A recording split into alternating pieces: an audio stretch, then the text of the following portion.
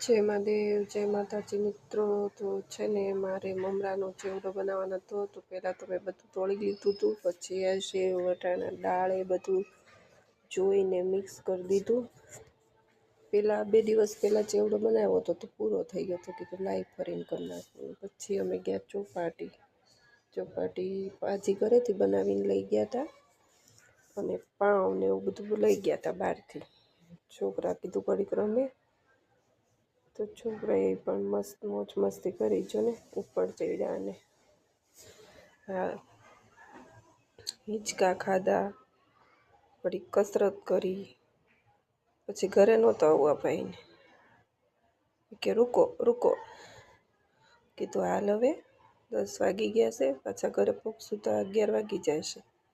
તો પાછા એને મનાવીને પરાણે લઈને આવ્યા. જો સારું, તો જય માતાજી.